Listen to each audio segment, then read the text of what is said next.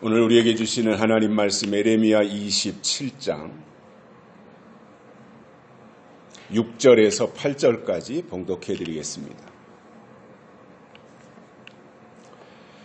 이제 내가 이 모든 땅을 내 종 바벨론 왕 느부갓네살의 손에 주고 또 들짐승들을 그에게 주어서 부리게 하였나니 열방이 그와 그 아들과 손자를 섬기리라.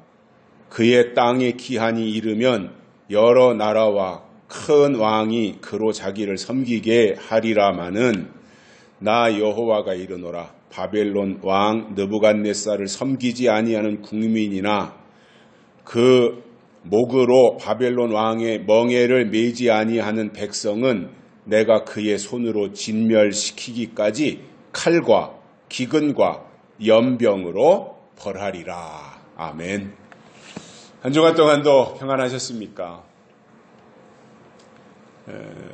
그동안 이곳에서 예언의 말씀을 통해서 풍성한 은혜를 주신 하나님께 감사를 드리고 우리가 모든 것이 다 부족하지만 그런 중에도 새로운 하나님의 인도하심을 기대해 봅니다. 저희 사택이 28일 날 이사를 하고 또 아직 일정이 어떻게 될지는 모르겠는데 왜냐하면 갑작스러운 또 변동사항도 있고 해서 원래는 이제 이 안에 이 비품을 이제 전문 업체에서 가져가기로 했었는데 또 우리 친구가 자기가 필요하다 이런 얘기들을 하기 때문에 피아노도 그렇고 그러한 상황들이 있어서 아직 유동적이긴 하지만 다음 주를 한 번 더 이 자리에서 예배를 드리게 될지 아니면 다음 주와 그 다음 주 주보에 제가 광고한 대로 유튜브로 온라인 예배 드리게 될지 그것은 한 이틀 지난 이후에 다시 공지를 하도록 하겠고요. 그러나 현재 상황은 우리가 2월 28일이라고 하는 것은 이제 부동이고 그거는 이제 우리가 쓸 수 있는 시간이 정해져 있는 거기 때문에 다음 주 예배가 온라인으로 될지 아니면 오늘처럼 이렇게 출석 예배를 드릴지 그것은 다시 연락을 드리도록 하겠습니다. 오늘 이 하루가 우리 인생의 마지막 날이라면 무엇을 하시겠습니까? 지금 이 순간이 내게 주어진 인생의 마지막 하루라면 1분 1초가 얼마나 소중하겠습니까?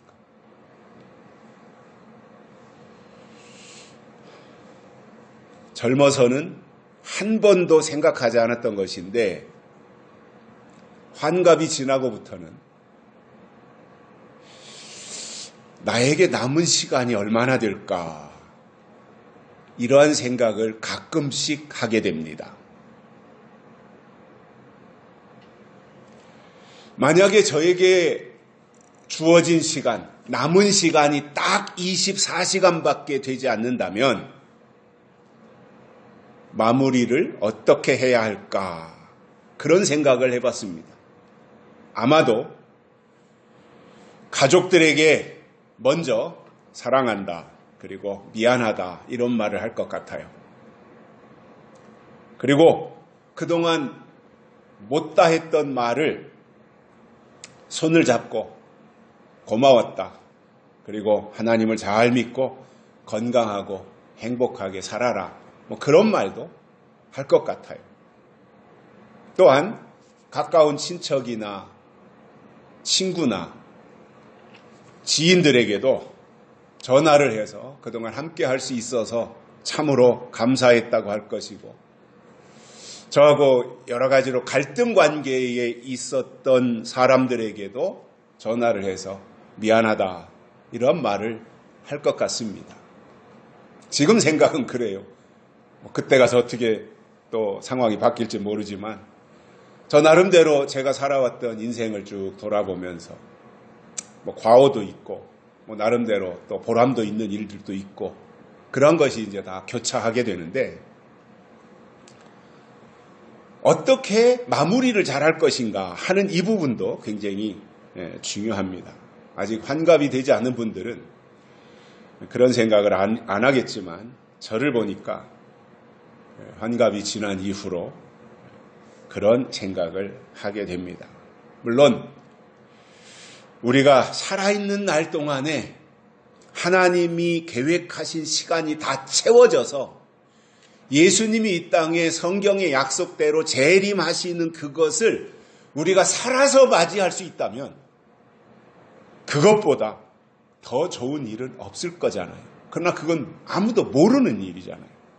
그러니까 그 준비는 그 준비대로 하면서 또 우리의 삶의 남은 시간들을 또 생각하고 돌아보면서 하나님 보실 때 아름답게 그리고 우리의 자신을 돌아보면서 후회함이 없는 그러한 정리를 하면서 이 두 가지를 겸비하고 간다면 더 아름답겠다. 그러한 생각을 해봤습니다.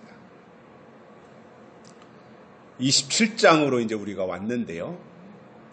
27장 1절부터 설명하는 것은 유다 왕 시드기야를 보러 예루살렘에 온 여러 나라 사신들을 향해서 하나님이 에레미야 선지자에게 이렇게 말하라 지금 이렇게 지시하는 내용이에요. 에레미야를 통해서 하나님이 이 예루살렘에 온 사신들의 손에 줄하고 줄 그리고 멍에를 만들어서 전달하라 그랬습니다. 그래서 에레미야가 그대로 한 거예요. 줄과 멍에를 만들어서 거기에 온 사신들에게 다 이제 손에다가 걸어주고 해준 거예요.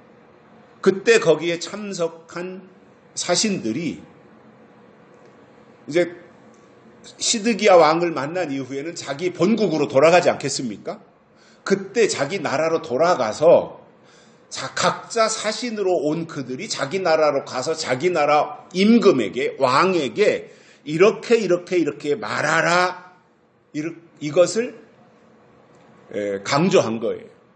그래서 그때 온 그 주변 나라들이 에돔 왕, 모압 왕, 암몬 자손의 왕, 두로 왕, 시돈 왕에게 돌아가서 그 말을 꼭 전하라. 하나님이 지금 예레미야 선지자에게 그렇게 말씀하신 것입니다.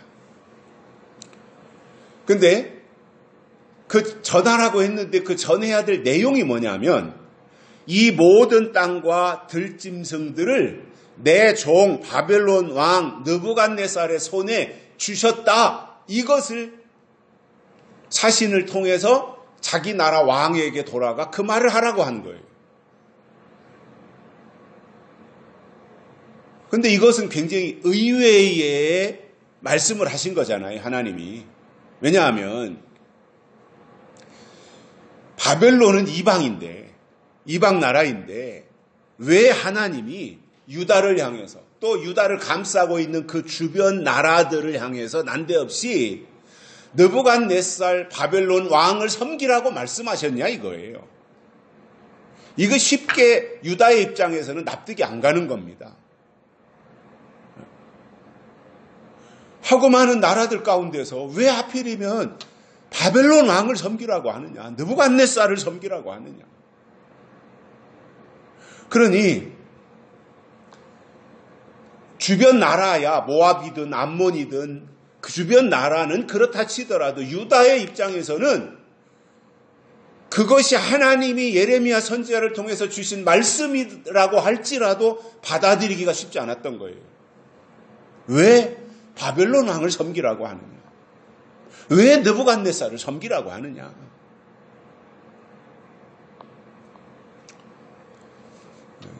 그 이유는 하나님이 죄와 불순종에 대한 심판의 도구로 바벨론을 사용하시기 위해서인데 만약에 유다가 됐든 모압, 암몬이 됐든 하나님이 주시는 이 명령을 거부한다면 하나님은 세 가지 재앙을 내리시겠다는 거예요. 칼, 기근, 연병. 이 세 가지 재앙을 그들에게 내리실 것이라고 강력하게 경고하시는 거예요. 이 말은 뭐예요? 이유 붙이지 말아라 이거예요. 왜 바벨론을 섬겨야 됩니까? 우리가 하나님의 백성이고 히브리 민족이고 성전을 건축한 유다 백성인데 왜 우리가 이방 나라 바벨론을 섬겨야 됩니까? 이런 거 이유 붙이지 말라는 거예요. 하나님이 그렇게 말씀하셨으면 하라는 거예요. 하나님이 바벨론을 섬기라고 했으면 하라는 거예요. 섬기라는 거예요. 하나님이 그렇게 말씀하실 때는 이유가 있고 목적이 있다는 거예요. 이유와 목적까지 시시콜콜하게 다 설명을 하지 못하지만 그러나 하나님의 입장에서는 그렇게 하실 수밖에 없는 이유가 있다는 거예요. 그럼에도 하나님의 말씀을 거역하고 바벨론 왕을 나름대로 자기 이유와 구실을 붙여서 섬기지 않으면 그들에게 벌을 내리시겠다. 3가지로 이 말씀을 하시는 겁니다. 자, 그러면 이것은 마치 요한계시록 8장에 나오는 3가지 화가 있잖아요. 화. 이 3가지 화가 나오는데 첫째 화는 황충이가 나오는 화로서 나팔로는 5째 나팔이잖아요. 둘째 화는 마병대가 나타나는 화이며 나팔로는 6째 나팔에 해당한단 말입니다. 그리고 3번째 화는 대접 쏟는 심판 즉 7째 나팔에 해당하는 거예요. 그래서 사도 요한이 반모섬에서 그러한 것들을 보면서 화가 있다. 이 3가지 화를 독수리가 날아가면서 그 예언자의 입을 통해서 설명을 해주셨던 겁니다. 그런데 계시록에서 3가지 화나 에레미야 선지자를 통해서 지금 유다 백성들에게 내리실 그리고 그 유다의 주변 국가 나라들에게 하나님의 말씀을 듣지 않을 경우에 내리실 3가지 벌 이것과 내용에 있어서는 좀 다르지만 같은 방향으로 가고 있는 거예요. 자, 그러면 하나님이 화를 내리신다고 했을 때 그 의도가 있지 않겠습니까? 이 말씀을 왜 해주셨는가? 왜 그리고 3가지 화를 내리신다고 했는가? 하나님의 의도가 있는데 그것은 이 3가지 화를 알려주시면서 하나님이 작정하신 그 시간이 되면 이 화는 반드시 다가오는데 그것으로부터 보호받는 길을 성경을 통해서 대비하라는 것은 예고인 겁니다. 대비하라는 예고. 칼과 기근과 연병도 똑같습니다. 하나님이 말씀하셨으면 가장 먼저 그 말씀을 듣고 따르라는 것이 하나님의 뜻입니다. 그런데 사람은 어떻습니까? 순종하기 전에 이유부터 알려달라는 거잖아요. 왜 그렇게 해야 되는지 설명부터 해달라 그러는 거잖아요. 그래서 내가 납득이 가면 순종하겠습니다. 이게 사람의 생각이잖아요. 그러나 하나님은 아니에요. 이유를 설명하는 것이 아니라 이렇게 하라고 명령하시는 거예요. 오늘은 하나님이 바벨론 왕 느부갓네살을 섬기라고 하시면서 만약에 그렇게 하지 않으면 어떤 벌을 내리시겠다고 하셨는지 3가지를 깨닫고 은혜를 받겠습니다. 첫째로는 칼입니다. 칼 재앙을 내리신다는 거예요. 여기서 말씀하는 칼은 옛날에 전쟁에서 사용하던 무기입니다. 전쟁터에서 칼은 서로가 상대방을 향해서 휘둘러가지고 가차없이 상대방에게 상처를 입힌다든가 상대방의 목숨을 빼앗는다든가 하는 용도로 사용한 겁니다. 하나님이 칼로 벌하신다고 하는 것은 결국은 전쟁을 의미하는 거예요. 그래서 전쟁을 통해서 사람들이 휘두르는 칼도 무섭지만 이사야서 34장에 보면 여호와의 칼이 나와요. 여호와의 칼.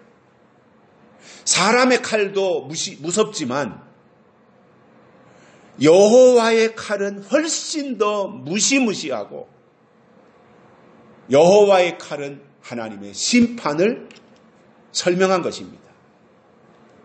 이런 내용을 통해서 이 땅에서 살면서 하나님을 섬기는 믿음의 사람으로서 지금까지 오랫동안 하나님을 섬겨왔는데 마지막 끝자락에 가서 칼의 재앙에 희생을 당하는 것이 아니라 오히려 좌우의 날선 검을 들고 나가서 악한 영들과 싸워서 악한 영들을 향해서 칼을 휘둘러 가지고 승리하라고 하는 그 말씀을 우리가 알 수 있는 겁니다.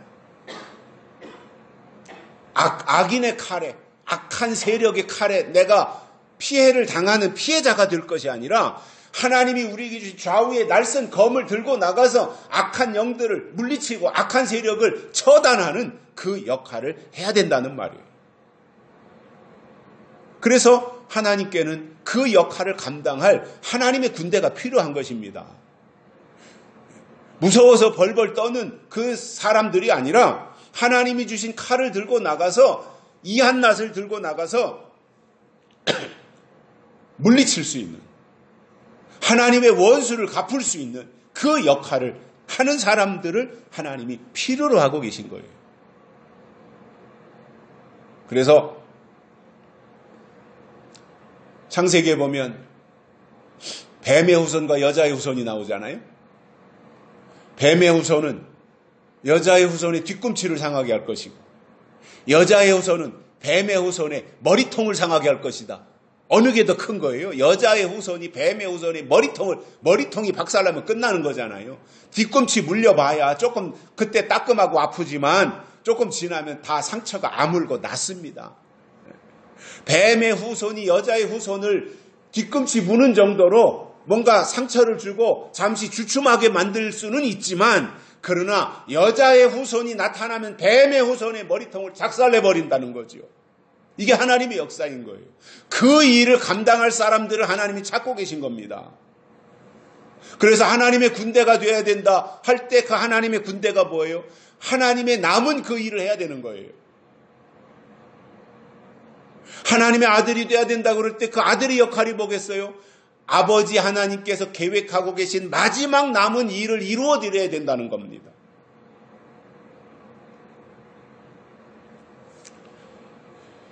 오늘 본문에서 하나님은 유다나 아니면 그 인근 나라들이 바벨론 왕을 섬겨야 되는데 만약에 그러지 않으면 칼로 재앙을 내리시겠다고 하는 이해하기 어려우면서도 무서운 말씀을 하신 거예요.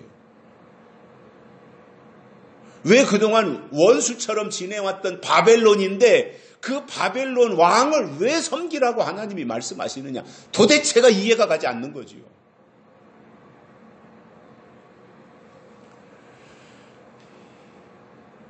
그러면 하나님은 창조주시잖아요.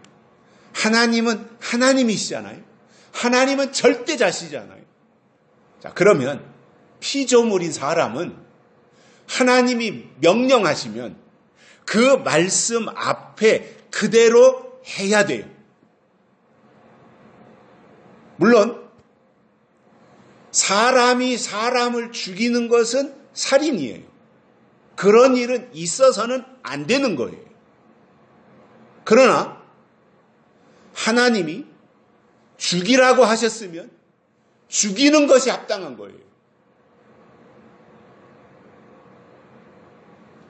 사람들은 이러한 부분들을 기독교의 모순이라고 말하고 사랑의 하나님이 왜 죽이라고 하느냐? 있을 수 없는 일이다. 이렇게 이유를 답니다. 그러나 하나님은 그렇지 않습니다. 하나님은 하나님의 뜻을 이루는 그 과정 속에서 방해꾼들이 나타나면 그들을 향해서 반드시 처단해서 하나님의 일이 이루어지기를 원하시는 것이 하나님의 뜻인 거예요. 어느 날 하나님이 사무엘 선지자를 통해서 사울 왕에게 이런 말씀을 하셨습니다. 아말렉에 쳐들어가라. 그래서 아말렉 그때 당시에 왕이 아각 왕이었는데 아각 왕을 죽이라고 그러셨어요. 그리고 거기에 양이든 소든 다 죽이라고 그러셨어요. 진멸하라고 그러신 거예요. 그러니 왕을 죽일 정도면 거기 군대들, 거기에 백성들, 아낙네들, 이런 아말렉에 속한 모든 것을 완전히 다 진멸시키는 그 상황을 전제해서 그렇게 말씀하셨는데, 나중에 사무엘 선지자가 왕궁 사울 왕을 만나러 갔더니 양이 우는 소리, 송아지가 우는 소리가 들리고 가보니까 살이 토실토실하게 찐 그 짐승들이 거기에 있는 거예요. 그리고 아각 왕도 죽이지 않고 포로로 사로잡아 온 것을 사무엘 선지자가 보고는 그냥 울분을 토하지 않아요. 왕이 하나님의 말씀을 듣지 않으므로 하나님께서 왕을 버리실 것이고,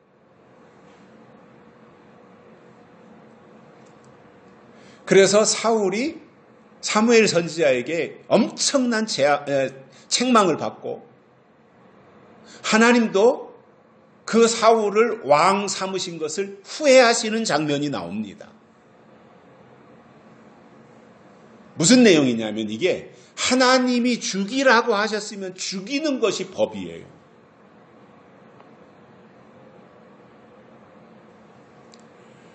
지금도 정당방위라는 것이 있잖아요. 정당방위. 법에서 재판할 때 정당방위라는 것이 있어서, 예를 들어서 강도가 칼을 들고 누구네 집에 들어갔어요. 그래서 칼을 가지고 이제 위협을 하잖아요. 그러면 막 목숨의 위태함을 느끼니까 그 중에 또 좀 힘이 있고 한 남자들이 거기에 막 가족을 지키기 위해서 이제 덤벼가지고 막 이제 옥신각신하면서 싸우다가 강도가 들고 온 칼이 오히려 강도의 심장을 찔러가지고 강도가 죽었단 말이에요. 그러면 분명히 살인이잖아요, 이것이.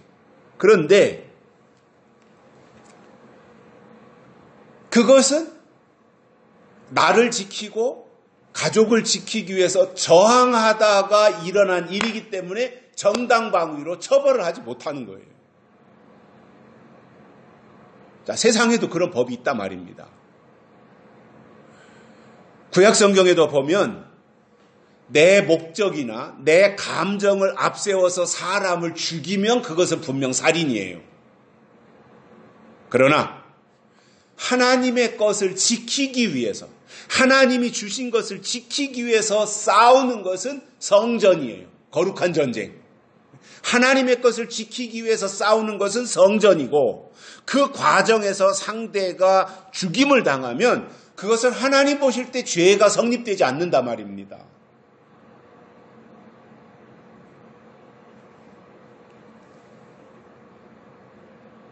계시록 13장 10절에 이런 말씀이 나옵니다. 칼로 죽이는 자는 반드시 칼로 죽임을 당하리니 성도들의 인내와 믿음이 여기 있느니라.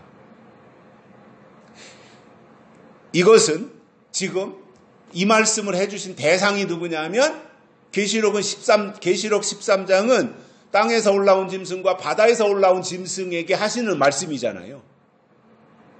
그 짐승을 향해서 칼을 휘두르는 폭력을 행사하지 말아라. 만약에 내가 칼을 휘두르는 폭력을 행사하면 너는 칼로 망할 것이다. 이렇게 설명하신 겁니다. 자, 그래서 폭력을 행하는 자는 폭력으로 인해 죽임을 당한다는 뜻인데, 폭력이라 함은 주먹으로 누구를 때린다든가 아니면 발길질을 해서 누구를 걷어찬다든가, 이것은 분명 폭력이 맞습니다. 그러나 그것만 폭력이 아니라 말로 하는 언어 폭력도 있습니다. 말로 상대방의 인격을 무시하고 하는 이 말로 하는 것도 언어 폭력이고요. 사람과 사람 사이를 교묘하게 이간질시키는 것도 폭력이에요. 또 시한부 종말론과 같은 잘못된 주장이나 잘못된 설교로 사람들을 미혹하는 것도 폭력이에요.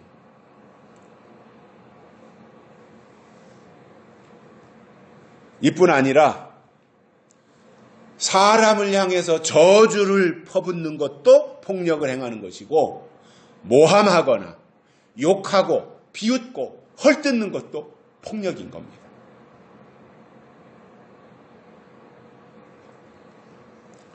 계시록 13장에는 예수님 재림하시기 직전에 나타날 적그리스도에 대한 설명인 거예요. 그 세력이 나오면 개인의 영혼을 향해서 적그리스도가 칼을 휘두른다 그 말입니다. 그래서 칼로 죽이는 자는 반드시 칼로 망한다라고 하는 이 말씀을 해주시고 있는 거예요. 그렇게 하지 말아라 그겁니다. 그러면 적그리스도가 칼을 휘두르는 대상이 누구예요? 의로운 하나님의 성도들이지 않겠어요? 하늘에 속한 자들이지 않겠어요? 그들이 적그리스도가 볼 때는 하늘에 속해 있는 그들이 원수같이 보이는 거예요. 마치 가인의 눈에는 아벨이 원수로 보였듯이, 그래서 자기 동생 아벨을 돌로 쳐 죽이듯이 지금 적그리스도들의 눈에 볼 때는 하나님께 속해 있는 신령한 것을 지향하면서 신앙생활하고 있는 그들이 싫은 거예요. 그러니까 그들을 처단해서 이 세상 나라를 온전히 적그리스도의 세상으로 만들기 위해서 칼을 휘두르는 겁니다. 그런데 그것을 행사할 경우에 그 칼을 휘두른 너도 망한다는 거잖아요. 그래서 어떤 권한이라는 거 있잖아요. 이 세상에서도 권한이 주어졌을 때 너무 권한을 남발하면 안 되는 거예요. 나에게 어떤 권한이 주어졌어요. 근데 그 권한을 자기 자신을 위해서 사용하면 그것은 악용하는 거잖아요. 권한을. 마치 민주당의 대표인 이재명 씨처럼 국회의원이 돼가지고 자기를 방어하는 데다 써요. 현직에 있을 때 성남시장 할 때는 대장동 사건이니 뭐 성남 FC 사건이니 백현동 사건이니 정자동 사건이니 온갖 그 돈과 관련되어진 비리가 그 사람 주변에서 떠나지 않아요. 그래놓고는 자기가 이제 불리해지고 자기가 대통령 선거에서 지고 자기가 구속될 것 같으니까. 왜냐하면 자기 자신이 어떤 죄를 저지른지 자기는 알잖아요. 게다가 변호사니까. 그러니까 그것으로부터 자신이 보호받는 길은 국회의원이 되면 면책특권이 있으니까. 그리고 구속도 함부로 못하니까. 그래가지고는 자기에게 주어진 권한을 자기의 이익을 위해서 남발하는 거잖아요.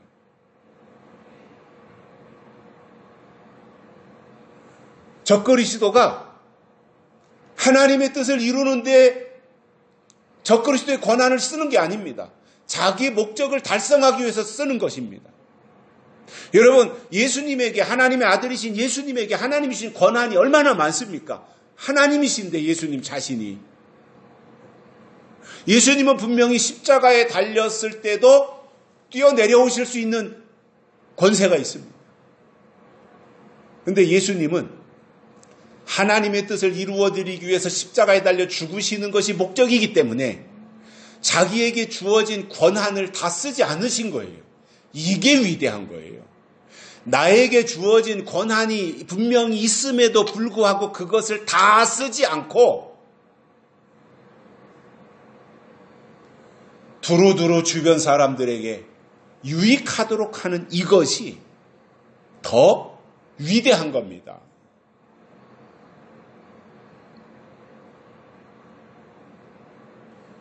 여러분들도 다 그렇게 생각하시겠지만 이재명은 쫄부입니다. 저는 반드시 그의 대가를 지불할 것이라고 저는 생각을 합니다. 왜냐? 자기에게 주어진 권한 이상의 것을 법을 어겨가면서 남발했기 때문에 그렇습니다.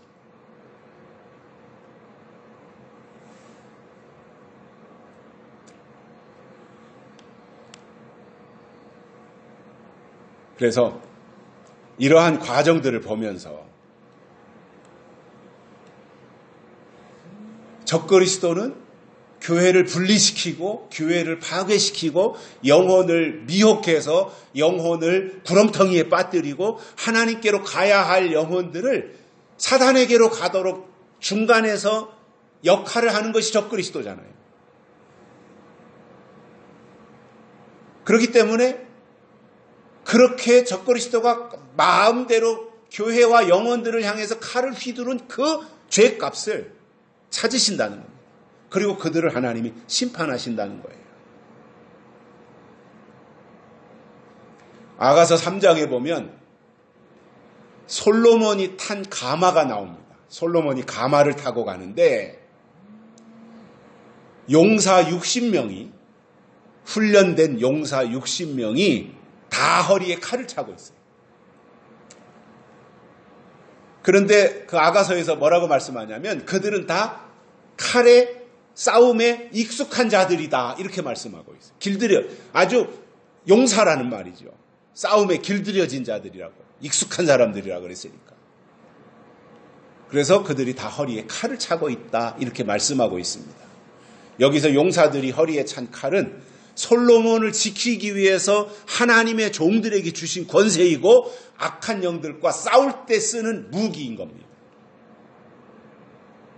하나님이 바벨론을 섬기라고 명령하셨는데 듣지 않는다면 하나님은 칼로 그들을 벌하실 것입니다. 이것이 심판인 거죠. 두 번째로는 기근입니다. 전쟁도 고통이지만 기근이 극심해도 너무너무 처참해요.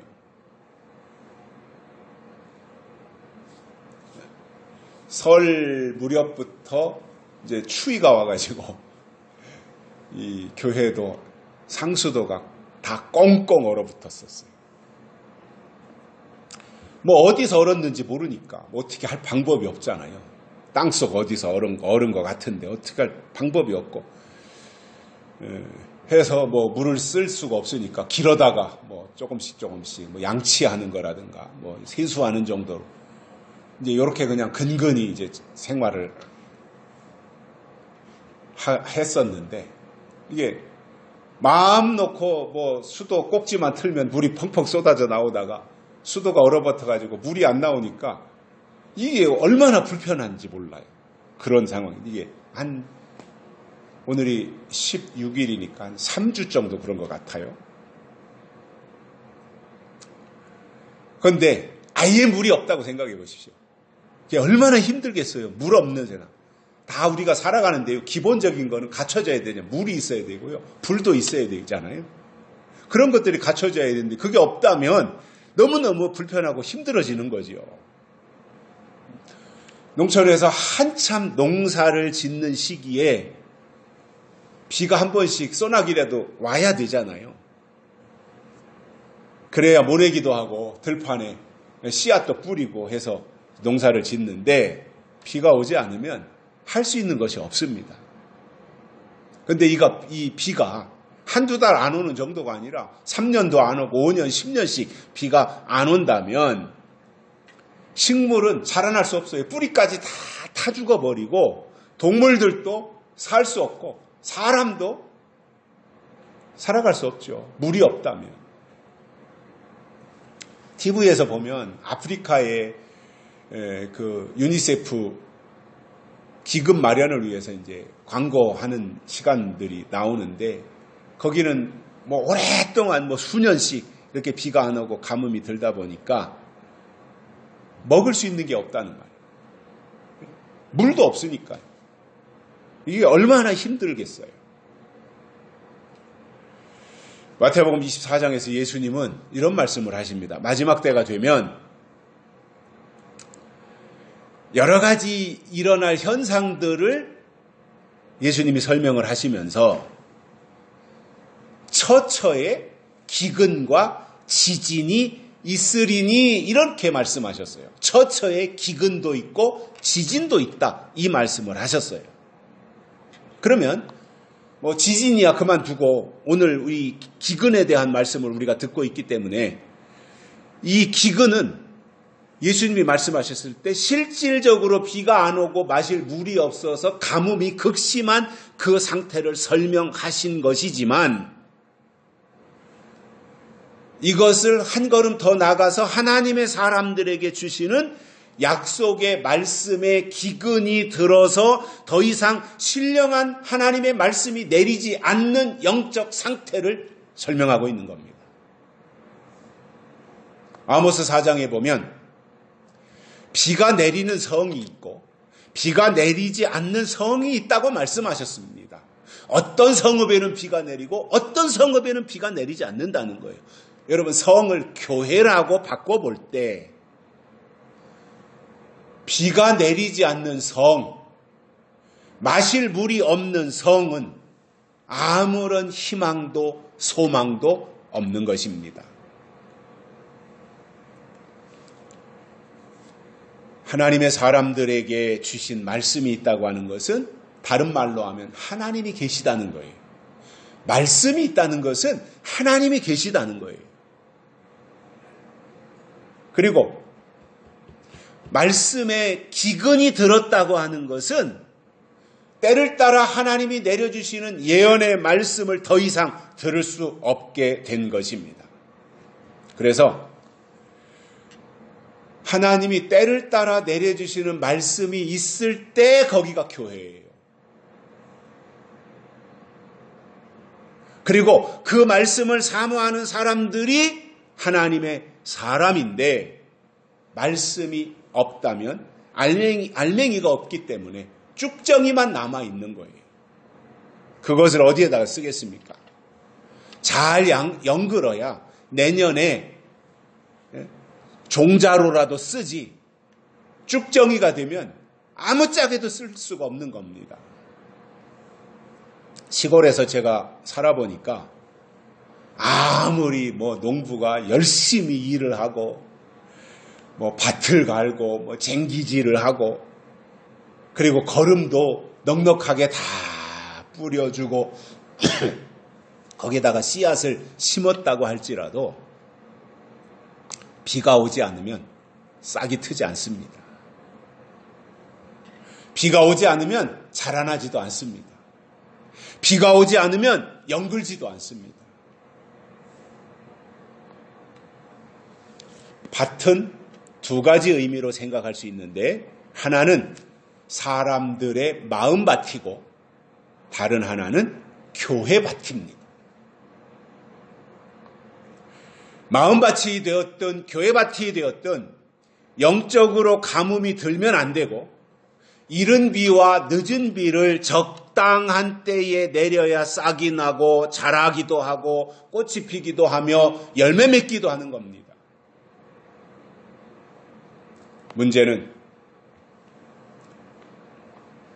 요즘의 교회에 말씀의 기갈이 찾아왔다는 거예요.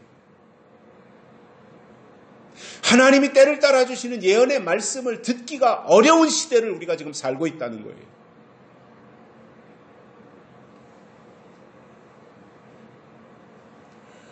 원래 하나님이 세우신 교회는 말씀의 기갈이 발생하면 안 되는 곳입니다.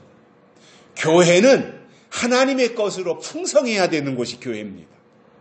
영적으로 풍성해야 되고 말씀이 풍성해야 되고 이러한 것으로 운영되는 것이 교회인데 그 교회에 말씀의 기갈이 찾아왔다고 하는 것은 과정 속에 문제가 있었다는 거예요. 그리고 교회의 말씀의 기갈이 찾아오게 되면 황충이가 나와서 장악해버려요. 저도 요즘은 안 했지만 오래전에 밭에다가 이런 것처럼 조금씩 심어보고 배추도 심어봤고 했는데 이게 거름이 부족한다든가 가물어가지고 잘 자라지 못하면 벌레가 더 끼더라고요. 벌레가 더 껴요. 왕성하게 자랄 때보다 가물어 있을 때 벌레가 거기에 더 끼는 것을 제가 경험을 해봤습니다. 말씀의 기갈이 찾아오면 황충이는 더 득세하는 거예요. 이게 원리인 겁니다. 그러나 영적으로 깨어있다면 말씀의 기갈이 교회에 찾아올 때 그것을 미리 알고 성경을 통해서 미리 알고 대비하면 기근을 면할 수가 있는 겁니다. 그런데 그것을 어떻게 알 수 있겠습니까? 예언의 말씀을 제대로 듣고 제대로 증거해야 하는데 그것이 없다면 영적 사막이 되고 마는 거예요.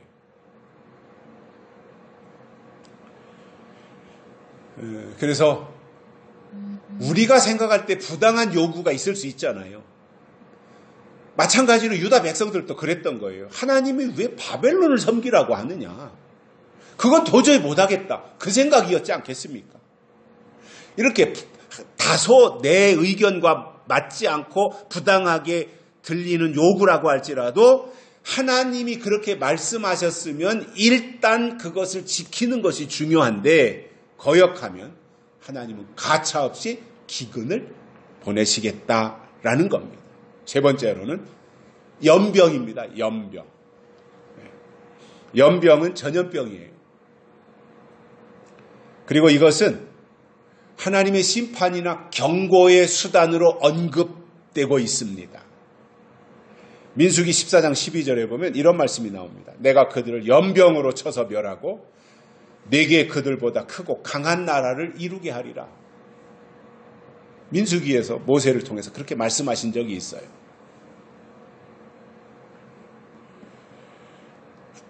광야에 나와서 하나님 앞에 불신앙을 보일 때 연병으로 그들을 멸하시겠다. 그런 말씀을 하신 거죠. 또 사무엘상 24장 15절에 보면 여호와께서 아침부터 정하신 때까지 이스라엘에게 연병을 내리시니 단에서부터 부엘세바까지 백성이 7만 명이 죽었더라. 이렇게 되어 있습니다. 하나님이 연병을 내리셨다는 거예요. 단에서부터 부엘세바까지. 어디서부터 시작해서 어디까지. 예를 들어서 서울에서 대전까지 아니면 서울에서 천안까지 그 사이에 연병이 들어서 7만 명이나 죽었다는 거예요. 그 원인이 뭐였어요? 다윗이 인구조사를 한 거예요. 그래서 하나님이 이스라엘에 연병을 내리셨던 겁니다. 하나님이 원치 않는 것을 인구조사를 다윗이 했던 거죠. 무시무시한 겁니다. 그래서 하나님은 유다가 됐든 이스라엘이 되었든 아니면 인근에 살고 있는 에돔이 되었든 모압이 되었든 암몬이 되었든 두로나 시돈이 되었든 하나님의 말씀을 듣는 것이 먼저다 이겁니다. 따지지 말라는 거예요. 먼저 들으라는 거예요. 이렇게 말씀하셨는데 불순종하고 바벨론 왕을 섬기지 않으면 하나님이 그들을 진멸하실 때까지 연병을 보내시겠다 이렇게 말씀하신 것입니다. 그러면 우리가 하나님을 이해하기를 하나님은 말씀하시는 하나님이시라 그랬어요. 하나님은 말씀이세요. 하나님은 영이신데 영은 우리가 볼 수도 없고 만질 수도 없고 들을 수도 없잖아요. 영은. 그러니까 하나님이 나타나실 때는 예수님을 통해서 성육신에서 나타나셨던 거고 그 하나님의 사람들에게 필요한 것을 전달하실 때는 말씀을 통해서 주시는 거예요. 그래서 하나님은 말씀이신데 하나님이 말씀하셨을 때 그 말씀을 지키면 하나님의 권위를 인정하고 하나님 앞에 승복하는 것이 됩니다. 하나님의 말씀을 들으면. 그러나 하나님은 말씀하시는데 그 말씀을 지키지 않으면 하나님의 권위를 인정하지 않는 것이 되기 때문에 하나님은 스스로 하나님 자신의 권위를 그들 앞에 세우시기 위해서 불순종하는 사람들을 처벌하실 수밖에 없는 거예요.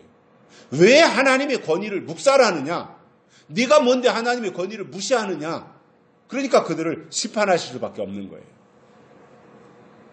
여러분 예수님의 재림이 가까워지면 이 땅에 지독한 질병들이 발생한다고 성경은 말씀하고 있는데 에볼라라든가 최근에 유행했던 코로나19라든가 이러한 것들 그리고 각종 질병들 이런 것이 다 연병에 속하는 하나님의 재앙입니다. 1월 달에 그 독감에 걸린 사람들이 많았다 그래요. 우리나라에. 근데 뭐 한 2주일씩 죽을 고생을 한답니다. 여기저기 아프고.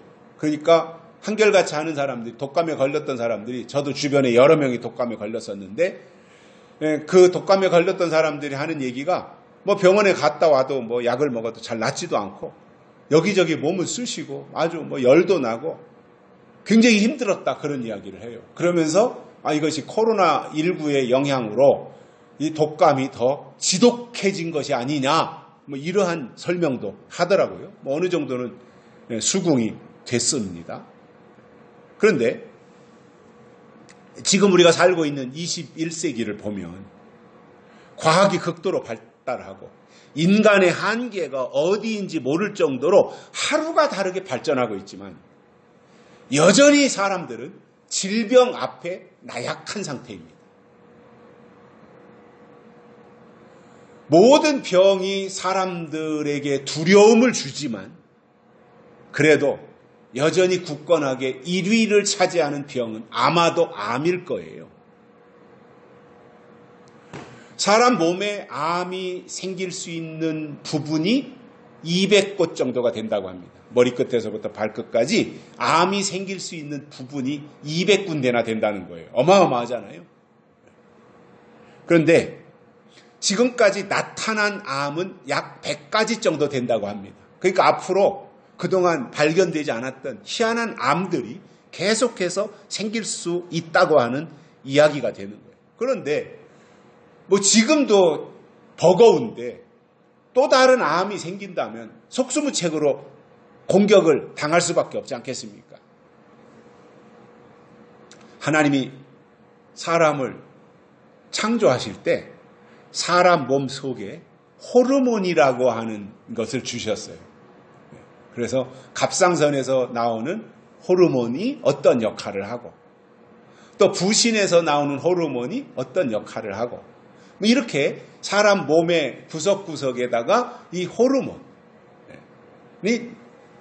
나오도록, 그래서 그것이 면역력도 키우고 건강을 유지할 수 있도록 하는 그 역할을 하도록 해주셨는데, 그래서 사람은 아프지 않고 건강한 것이 정상이에요.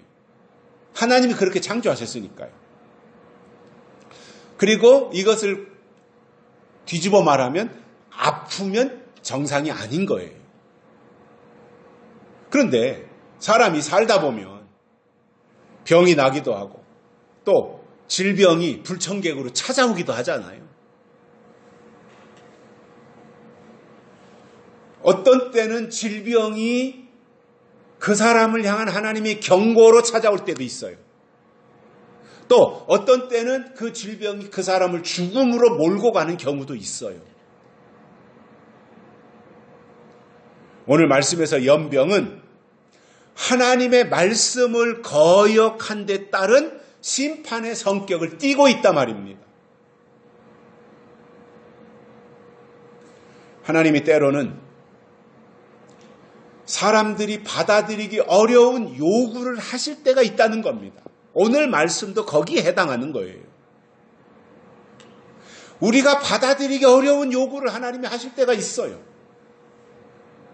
그럴지라도 그것이 하나님이 주신 말씀이라면, 정말 하나님을 믿고 우리가 하나님을 신뢰하고 있다면, 내가 이해하기 어렵고 내가 납득하기 어렵고 내가 순종하기 어려운 말씀일지라도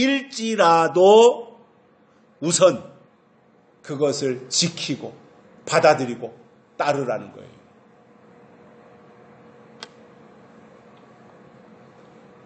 오늘 말씀에서 유다 백성들이나 그 주변 나라들, 모압이 됐든 암몬이 됐든 그러한 나라들에게 바벨론 왕을 섬기라고 했으면 그대로 하면 하나님이 그 다음 일을 어련히 알아서 다 잘 해결해 주시지 않겠냐는 거예요. 그런데 거기에 이유를 붙이며 맞다 틀리다 자기들끼리 또 논란을 일으키고 왈가왈부하면 하나님이 그들에게 연병을 내리시겠다 이겁니다. 우리가 하나님의 말씀을 통해서 하나님의 뜻을 알고 그 방향으로 인도함 받고 나가면 되는데 자꾸 하나님이신 말씀에다가 자기 생각을 집어넣는 거예요. 그리고 자기 경험, 자기 지식을 앞세우는 거예요. 그래서 자꾸 자기 합리화를 시키려고 하는 거예요. 그러다 보니 하나님의 명령과 하나님의 요구를 묵살시키는 겁니다. 그러지 말라는 거예요. 하나님의 말씀하신 것은 그대로 듣고 따르라는 거예요. 그것이 설령 불합리하더라도 따르라는 거예요. 순종이라는 게 그런 거 아닙니까? 싫어도 하는 거잖아요. 결론으로 하나님이 말씀하신 것은 싫어도 이유 없이 들어야 되고, 그리고 그것을 지킬 때 하나님은 믿음으로 인정하신단 말입니다. 그래서 터무니없어 보일지라도 이건 내 생각일 뿐, 내 생각과 맞지 않는다고 하나님의 생각이 틀린 것이 아니잖아요.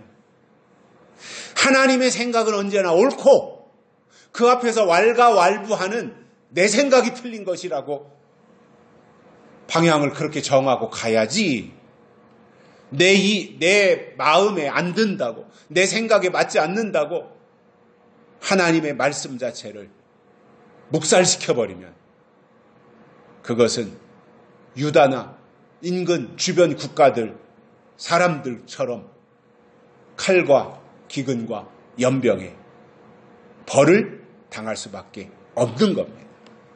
그래서 우리는 어떤 경우도 하나님의 말씀을 잘 듣고 순종해서 하나님의 하나님 되심을 끝까지 인정하는 믿음 생활 하시기를 주의 이름으로 축복합니다. 살아계신 하나님 아버지 감사합니다. 오늘 또 우리를 불러주시고 하나님의 말씀을 듣게 해주셔서 감사를 드립니다.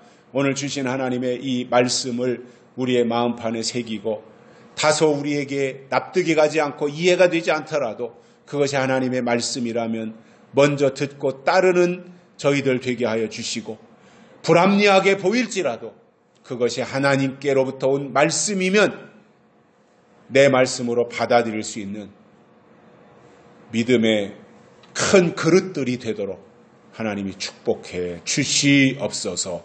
다시 오실 예수님의 이름으로 간절히 기도드리옵나이다. 아멘.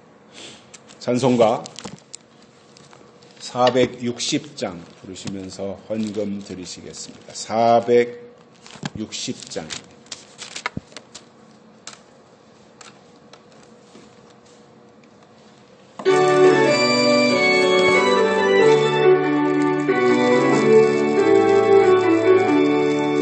지금까지 지내온 것 주의 크신 은혜라. 한이 없는 주의 사랑 어찌로 말하랴. 자나깨나 주의 손이 항상 살펴주시고 모든 일을 주 안에서 평안하게 하시네.